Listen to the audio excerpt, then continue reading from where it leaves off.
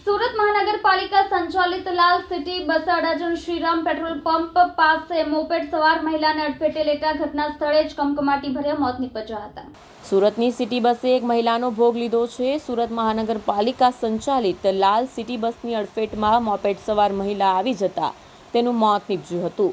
મળતી માહિતી મુજબ અડાજણ શ્રીરામ પેટ્રોલ પંપની સામે લાલ સિટી બસે મોપેડ ચાલક મહિલાને અડફેટે લીધી હતી, જ્યાં મોપેડ ચાલક મહિલાનું ઘટના સ્થળ ઉપર જ મોત નીપજ્યું હતું।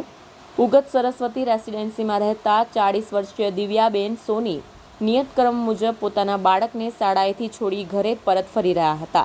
તે સમયે કાળમુખી લાલ સિટી બસની અડફેટમાં આવી જતા તેમનું મોત નીપજ્યું હતું। ઘટનાની જાણ અડાજણ પોલીસને થતાં જ પોલીસની પીસીઆર વાન ઘટના સ્થળે પહોંચી આવી હતી। બસના ડ્રાઈવરની અટકાયત કરી હતી।